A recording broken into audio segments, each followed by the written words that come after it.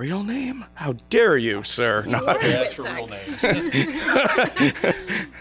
No, my name's Joseph Rasch. I am a local personality that happens to do a mix of things, from sometimes performing on stage, mostly booking events, and occasionally hosting when it's required of me, as well as working at a local auction house. I've worked at numerous businesses in the area, and my main goal is to connect Johnson City more instead of less.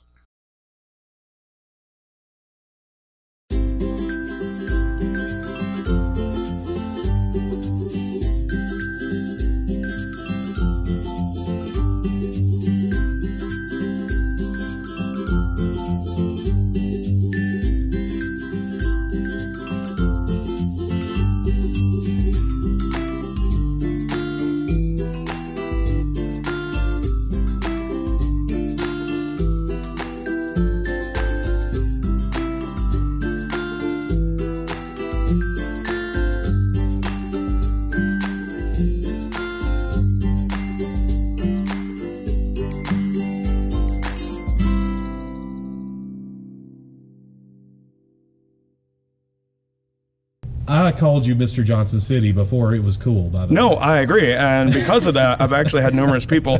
The only thing that's kind of swayed from it was a friend of mine that visited from Orlando. She was so drunk that she was just walking around like Wild Wing and Founders Park and was walking up to people going, "This is the mayor of Johnson City." Hey, it's a promotion. And I just went with it because I was like, she's too out of it. I'm not going to argue with her.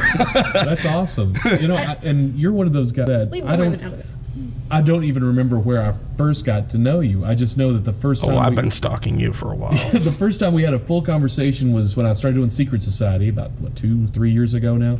And you did, I'll never forget it, one of my favorite acts ever. You recited Spice Girls as poetry, which I thought was inspired and I loved it. And you did another one that was whistling? Yeah, I I was whistled. there for the whistling. Yeah. Yeah. And that's before I even knew you. That's right. That's right. I think, Oh, yeah. whoa. This This is all going downhill fast. No, this is I good. said Bailey that night. I ran into her. I was like, "Oh, hey," and that was about the last time we talked for the next couple of years. But that's kind of the same thing that happened with me, where I didn't even talk to you. The first time I ever crossed paths, so to speak, was I saw you emceeing the Running of the Bulls event with Corazon Latino. And I was like, I have to find out who this is. This is crazy. Johnson City needs more of this craziness. And then I just started following you, and I think I had friended you at one point, and then I just kind of kept track of some of the stuff. I know people are down on social media and Facebook and stuff like that, but yeah, there are so many people that have that mentality of, well, I won't friend people unless I personally know them. Right. And I'm like, okay, but think of the people you're missing out on. Yeah, there's so many people that you could know. Well, and I used to be like that. I would only keep like 250 people as friends. I'd be like, it's just too many. I keep maxing out, and I have to go through and get rid of deactivated profiles. This is bullshit, Bailey. You should have more. Yeah, I add anyone. Anyone that wants. Well, I don't add. I really don't personally. I can't. Add very many people, but I'll let anybody that wants to add me. Knock yourself out. If you start maybe they'll learn something I don't like, I can mute you, and I never have to hear from you again. But I don't have to say goodbye. I just say adieu. How very millennial of you. Yeah. Ghost them. I guess I don't really have that much of a personal investment to really worry about. No, I mean, there are so many people, like, I'm friends with so many celebrities on Facebook, and some use it, some don't, and it's really interesting to see the dynamic of, famous people where you think, oh, they're people too. Right, absolutely. Hope that didn't pick up on that was me. No. But let's rewind a little bit. Yeah. Where are you from originally? Originally from Milwaukee, Wisconsin. That's where I was born, and left in '93 to move here. I actually lived 6 blocks away from the infamous cannibal Jeffrey Dahmer. No way. Really? Yep. Did you ever go over there for dinner? He came to our house. It was always potluck. You made the best meat pies. It was great. I don't know what it was. A secret. Wow, it was direct imported. No, it was weird because he actually, it wasn't in the same borough, so to speak, because it's a bigger city, so you end up across the street, like I lived in the Germanic area, and then across the street there was an Irish bar in the Irish section, and like where he was at was 6 blocks away. It was the Korean, Japanese section, where like it's weird to be walking for Halloween and trick-or-treating, and all of a sudden like you're getting like rice candy and then you go to the Irish bar and you're getting completely different treats. That sounds amazing. That's awesome. Oh, it's really cool to be like right there and have like a corner butcher shop and all that stuff. I wish Johnson City had more of that flair. I miss that in cities where you can go to neighborhoods that have its own contained little city right there in the neighborhoods. Charlotte has a couple of just little neighborhoods with their own flavor, their own it's weirdness. Let's face it. I like odd things. Yeah, like even if there's a chain restaurant, you end up with something like in LA where there's like the Ukrainian chain restaurant. Exactly. And it's like, it's such good food. And I miss that kind of diversity. I grew up here in Johnson City, so my life, our early life was just discovering this whole world out there where you have that kind of diversity. To drive across town, you're in Vietnam Town, which is literally foreign to me the first time I ever went to a Vietnam town. I knew what to expect out of a Chinatown, but when I went to a Vietnam town in Orlando, it's one of the best places on earth. I just love the place. But that's my home away from home. Oh, Orlando's a great town. Great town. I go down there with my sister had a condo. We ended up going there every year for years now. Yeah, I'm severely debating buying property down there where it's cheap because it's so nice. And to escape the winter. That's true. That keeps coming back. If nothing else, we are now winter. We don't have any other seasons. I mean, we will have a season, but it'll last like 3 days, and we're going back to winter. Yeah. We'll have hell for about 3 days in August. The hell season. To catch you up, 99 degrees. If you're watching this at a more temperate time of year, it's the winter of 2018, and it's going back and forth between 60 degrees and 28 degrees, and we don't know what we're going to get any day. So if you're watching this in 100 years and you already know what happens to the climate situation, this is just a nice little reminder. And if you see me, tell me you saw me on TV. I'm still going to be Are you learning to time travel? Learning. You're cute. I'd love to see this place when it was still the coastline.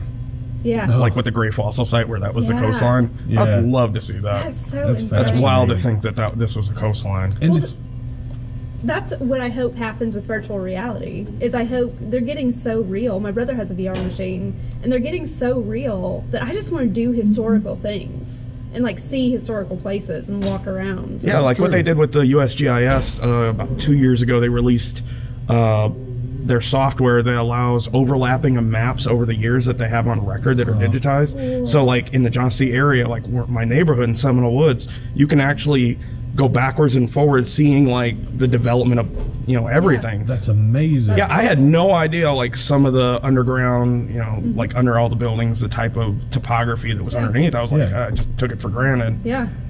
So it's really cool just to kind of flip through that. It only works on a desktop though, because it's annoying. just Java and all that other mess. So you moved to Johnson City. Hated it. You hated Despised it. Yeah, well, So because my dad worked for Heath Zenith, the Heathkit company that was infamous for kits, which happens to be in Stranger Things where the kids have their radios and stuff in the high school. Yeah, my dad in our basement, we actually have tons of that exact equipment. Oh, that's awesome. Yeah, I have like a Hero Junior robot, 2 of them we have, one my grandfather built and one that my dad built. One of those so bad. Yeah, the only problem is the batteries are dead, so yeah, you have to clean the contacts and replace it. But anyways, we have all that equipment. Anyways, the company ended up folding. He ended up working for a little while with like a company that does like environmental testing of water and ground resources, and then he got laid off of that because it was shortly after the first Desert Storm War, the Gulf War, and my grandparents had already lived here because Doctors Ellen and Robert Rasch, they actually helped found the Quillen College of Medicine. Yeah, my grandmother was actually the first teacher that taught the first class on the first day that the medical school was open. Oh, so even though you're not from around here, I mean, your roots ran deep here already. yes, very much so. I came here every summer. I just hated it because of my parents moving here. When you're like 11, 12, 13, you're moving to a new place, you're like right in the thick of your social experience, and you're Suddenly like, why are we here? Yeah, and then about a year or two into moving here, my mother decided she wanted to divorce my dad and took me and my two sisters with. So we ended up being on the lam, living first at the Economy Inn Hotel where the Johnson City Public Library is at, that nice little den of thievery and drugs and prostitution. That was interesting to say for 6 months. Interesting. Yeah, that was a big switch. I mean, that had to be in the last years of the Economy Inn. Yeah, it was at its absolute worst. Yep, and I'd also lived at the Salvation Army. I lived at the Haven of Mercy, which, oddly enough, me and my sisters and my mom, we were the last women and children to stay at the Haven of Mercy right as they were switching to an all-male facility. Right. It was very weird. And I was just at the cutoff age where I could stay at the Salvation Army. Barely. There was a lot of disagreements because the Salvation Army is very discriminatory on if you're a 14-year-old boy, you have to go with the adult men. Oh. Yeah, people don't know that. Policy. It's really weird. And unfortunately, Johnson City's Salvation Army has gotten a lot of bad press being transphobic, homophobic. Yeah. But, And how long were you and your family kind of unseated like this? Probably about a year because we were waiting to go on. We had gotten on the government housing register list, and it took about that long to finally get seated into. First, I lived in Carver for about 2 or 3 years, and then we moved into the Keystone area after that. Yep. And then about 2 years, and then moved into a really awful, dilapidated shack off of Sells Avenue, which is off of State of Franklin, and lived there for a few years, and that was a nightmare.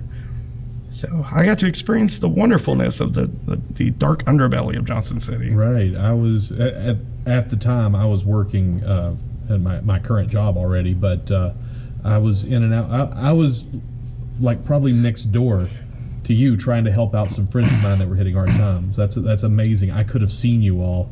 Probably. In some of these places, I know our paths had to cross because I was trying so hard to help some friends of mine that were in a very similar situation. A friend of mine and her kids were trying to get stabilized again. So I understand where you're coming from there. Well, yeah, like my stepdad, he worked under the table at the Johnson City Woodworking Company way before it shut down, and the Trek Bike Store got put in its place. And then I started working at the Firehouse at 15, Firehouse Restaurant. That was fun. So you've ended up you've gone through a lot of the iconic Johnson City stuff. Yeah, and that was right at the time when I first started working at the Firehouse. That was right as the owner, Tom Seaton, had a born-again Christian moment and started getting into philanthropy, which he's now pretty well known for. Started getting into Doe River Gorge. He had done March of Dimes and all kinds of stuff. It's really weird to be 16 years old and having a slumber party with a bunch of grown women raising money for the March of Dimes and being the only boy in that room doing seances upstairs because of the history of the fire chiefs and their alleged ghosts, and doing Twister and watching Top Gun. It sounds like it's perfect like for the ladies, cool and I'm like, well, I guess this is good for a 16-year-old to learn. If you want to woo women, just watch Top Gun and play Twister and do seances. That's all you need. I mean, You've unlocked my method for like the last 25 years. You've now given away all my secrets. I have nothing left. Yeah, and it was right as they were switching. Also, part of his moment was he realized he was working too hard, so he cut back his hours a bit because it was hurting his family, because his kids were growing up. He stopped serving breakfast on the weekends. Oh, I forgot about that. Yep, because he used to have one of the best breakfasts in town. He stopped serving alcohol, just because. And then he went non-smoking way before Tennessee made that a thing. So it's very interesting that he went that route, and it's worked well for him. So and again, an iconic Johnson City restaurant. I mean, I remember when the place was a fire hall when I was a little kid. I went in the fire hall and hung out on the, got my picture taken on the. Really? On the fire engine. And then it wasn't a year later that they were shutting. They knew then they were shutting it down, but I was a kid. Well, what did I know?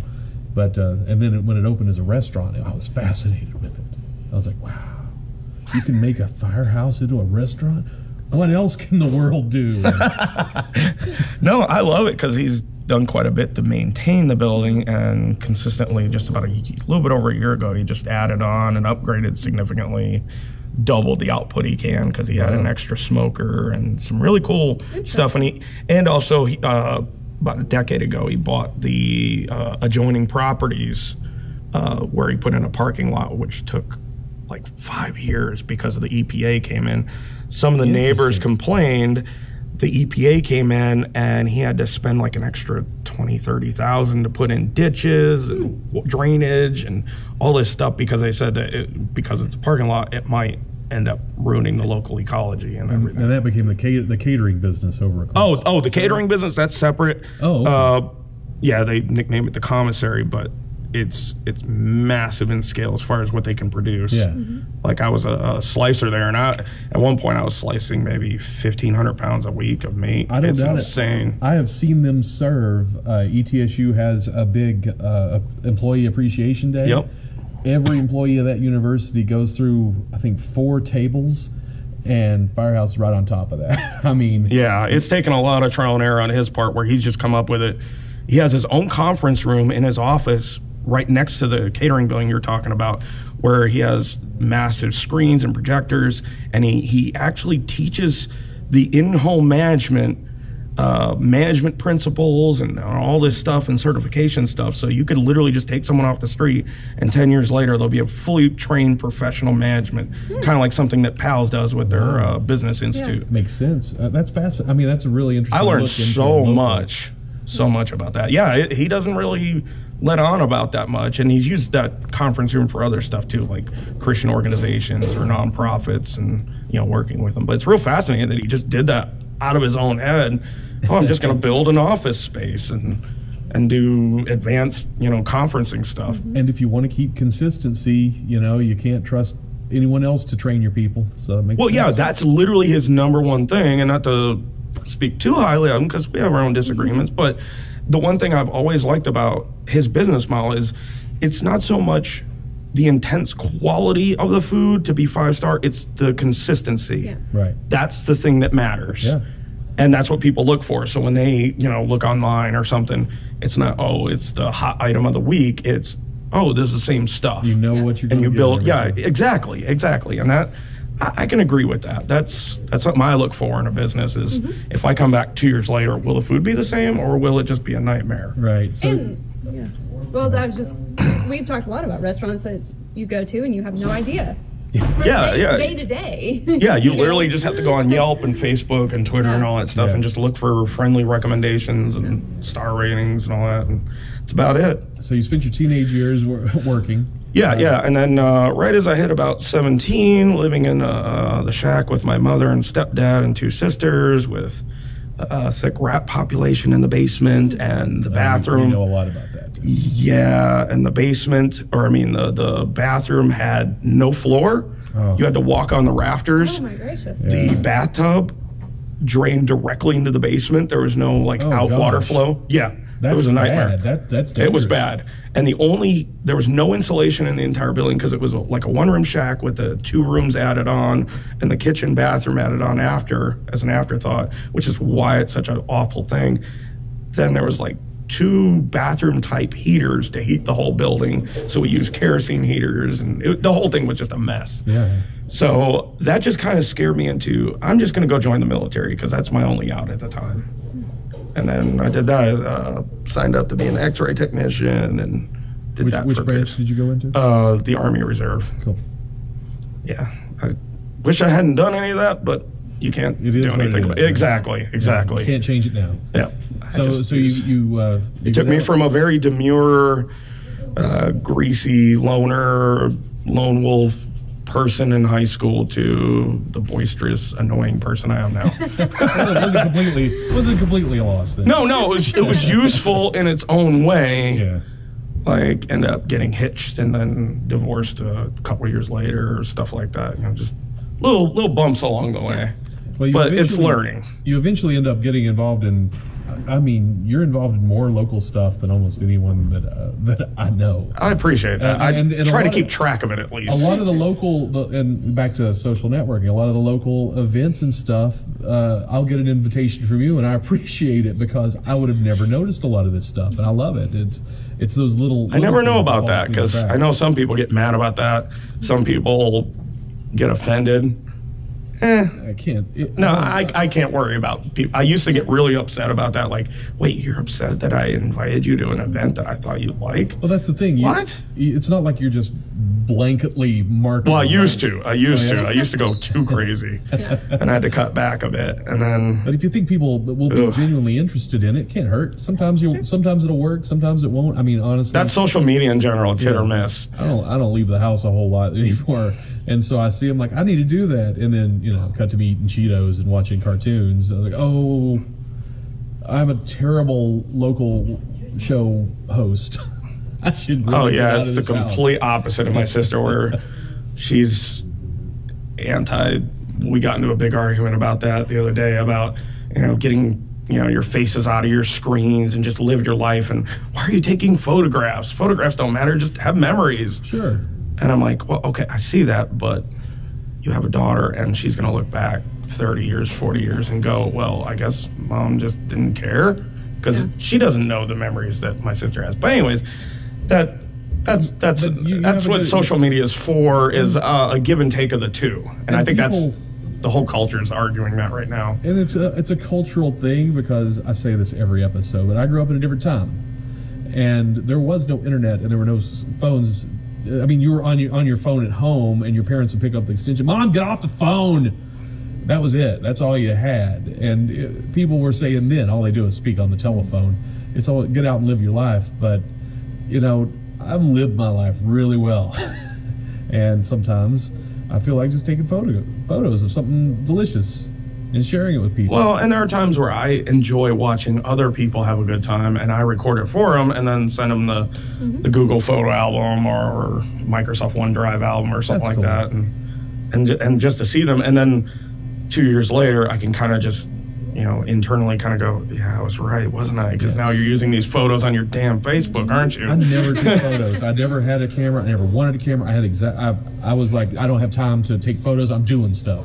And now, 30 years later, I'm like, and I tell people these ridiculous stories of things that I did, and I have no proof, and no one ever believes me anymore. Exactly. Yeah, that's how I am, where I've done stuff, and I wish I had taken more photos. Like, back in 2011, I didn't have any, equipment of any kind, and I was in Vegas for a thing called Liberty Fest, or Freedom Fest, excuse me, and I was at the MGM Grand in this awesome, 16th floor penthouse suite, with all these people that would be future luminaries. Michelle Fields, the girl that got Corey Lewandowski fired from the Trump campaign because she was accosted by him. She was there. The founder of Weed Maps, the app, he was there handing out edibles in this place. Just all these other people that would just end up being well connected. And there was a personal bellhop. It was a 2-story suite penthouse, just crazy stuff. But I only have 3 pictures of it. And it doesn't really relay the feeling of the event. It's just me and my friends in a circle because it was awkward. Well, it's also one of those stories that I can just imagine listening to it and going, sure you did. If you don't have proof of it. Because I have stories like that. But. Yeah, where I'm so busy enjoying the moment, I even forget myself. My friend's birthday, we had stayed at the Four Seasons Orlando, and it was $2,500 a night, and I took literally no pictures.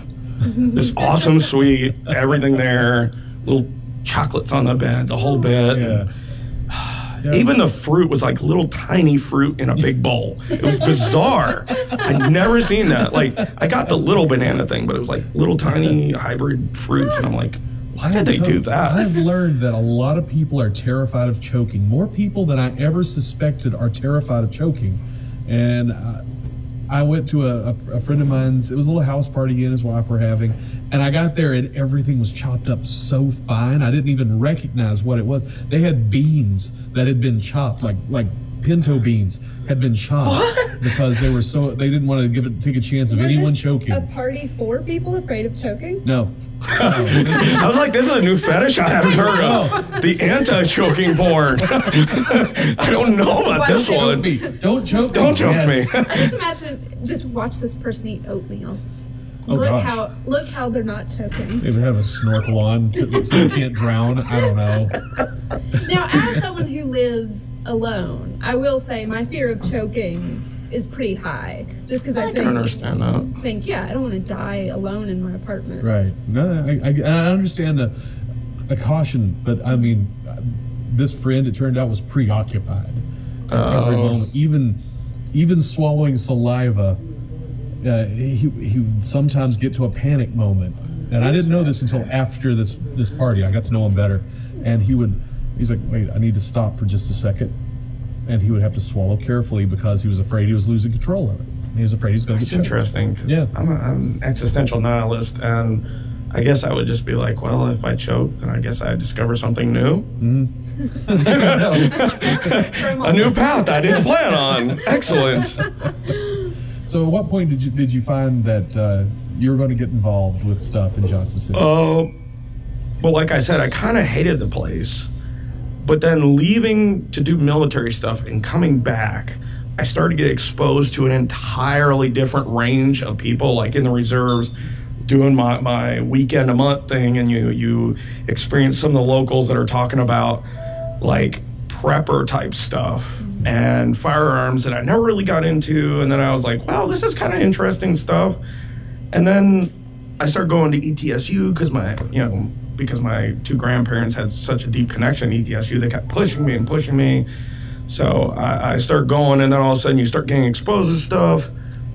And I recently, over the years, went from, like in the military, I was a Christian Taoist, which they had to type that in manually in the system because they didn't have that as a drop-down option. Yeah, that wasn't a drop-down box for that one. Because at the youngest age, I was given the Tao of Winnie the Pooh, Tao of Pooh. Oh, yeah. I was like, that's life-changing. And then I just kept reading about stuff, and eventually it led me down the path further and further, because I was raised Mormon, and then being homeless and whatnot, my mother took us to all the local churches, different kinds, the whole gamut, from like the initial growth of the Fountain of Life Bible Church, the biker church, just pretty much every kind, Pentecostal churches, Fire and Brimstone, Haven of Mercy, the whole bit. I've been to so many different things. And then in the military, I've gone to Christian, mass. I've been to Muslim ceremonies and Jewish, and because it's an easy way to get out of cleaning every day. You're just like, oh, I'm a Jew today. It's okay. And then it just kind of opened me up when I came back, and I started to realize that going back to work at the Firehouse, I started to realize seeing a different world of Johnson City and appreciating it more, and then going to ETSU, and then that completely flips your world upside down. The alleged liberal bias, which I'm not even a liberal. I'm more of a pseudo-libertarian-ish something. But then I started exploring atheism stuff, and a friend of mine, Beth Presswood, who's married to Matt Dillhoney of the Atheist Experience out of Austin, who does a massive podcast, local public access TV show, call-in show about atheist and free-thinking type stuff.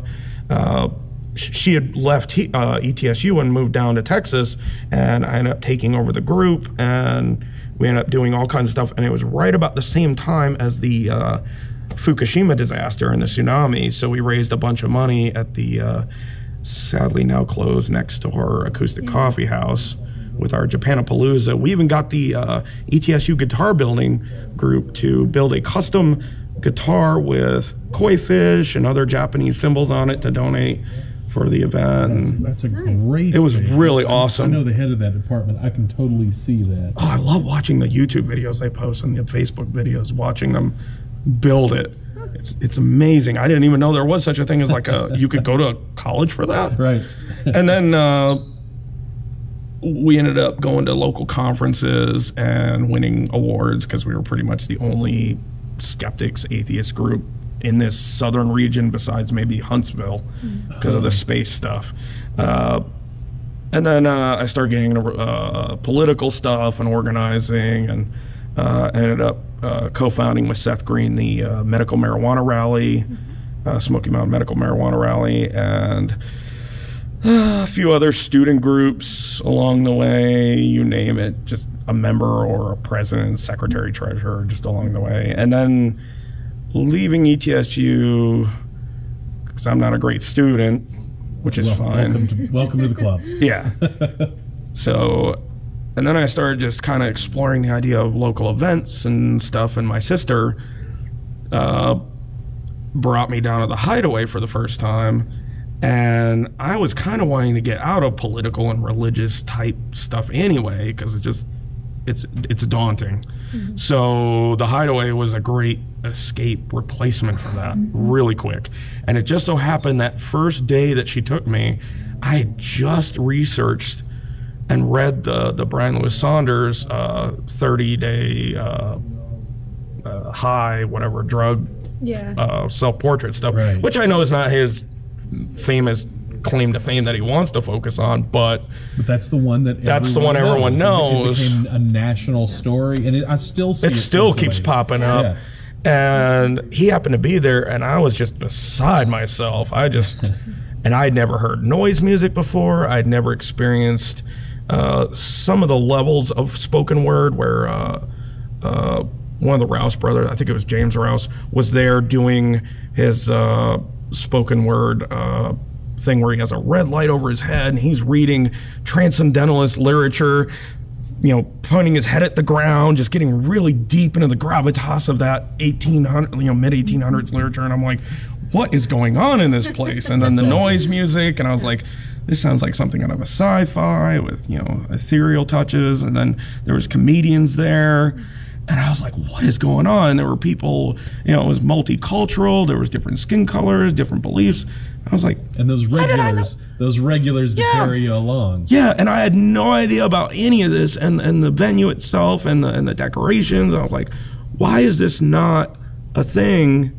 And I'm still pushing the John C. Press and the local media to do more on it, because if you look in the archives of the local media, there's nothing on Brian Lewis Saunders. There's one article on the Hideaway, thankfully, because Brandon Peckmanian, the drummer for the Buds, who works at the John C. Press, did an article on the Hideaway where he interviewed me and Tarvo, the co-owner, and I was so glad for that, because at least in the music scene, the Hideaway is well known. It has a great reputation, the best.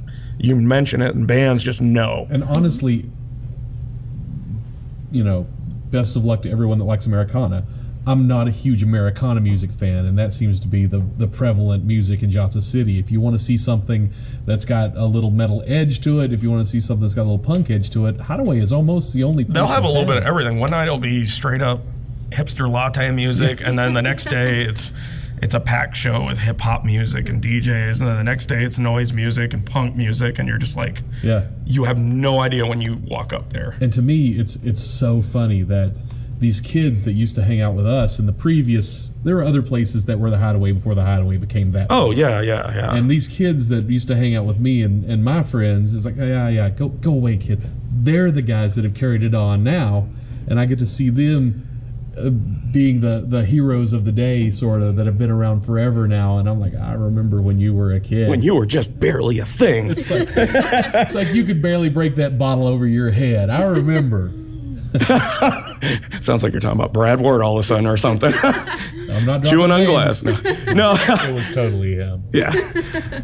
Well, and that's what kind of led me to my college friend Jessica Lane, who happens to be trans, that's how I put it. Yeah. And that venue, along with me and my sister, kind of helped push her over the edge to come out and start transitioning and not be afraid, because the owner there and the venue is so supportive.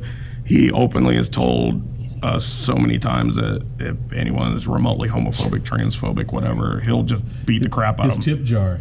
Oh yeah, exactly. His tip jar. It's a viral meme, pretty much. It will beat the crap out of anyone that messes with you.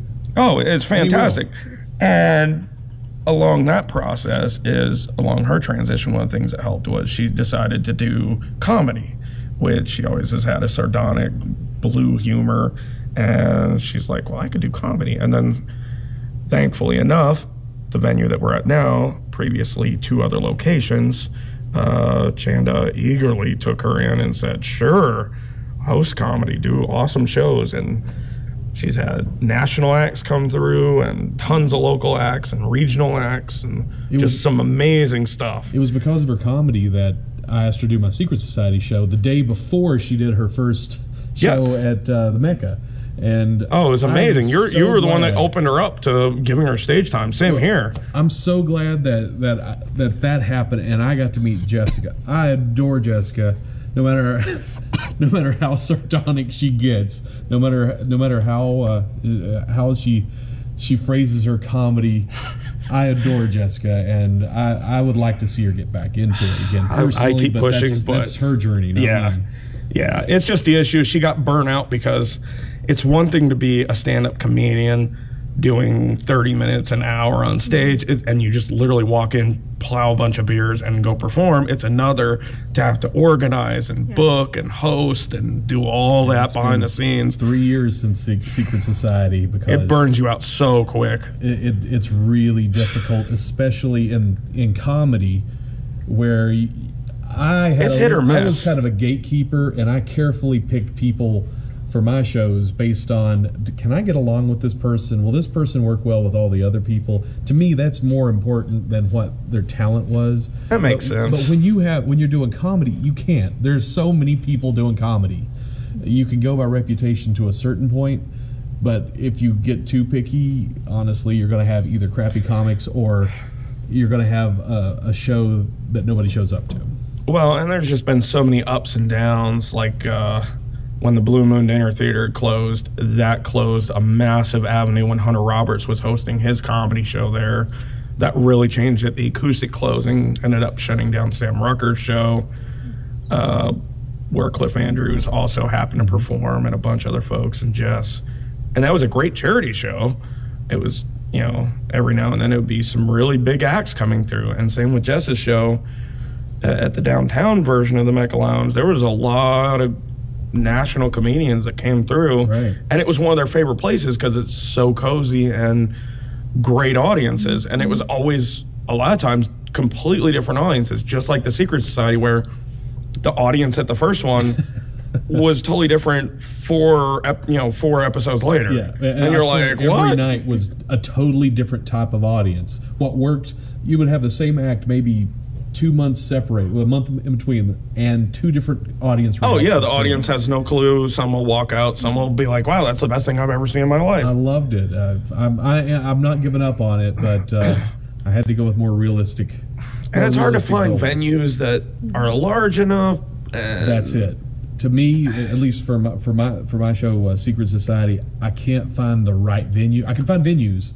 And venues I respect, and the owners of these venues I adore. I've known them for years, but for that show, you have to have a mainstream place where anybody can go. Where you can swing your arms wildly and do the craziest of things. Right. That's right. A place that is a little freer than a place that's known for one thing. So maybe one day I'll just plow in and just change the show and do something.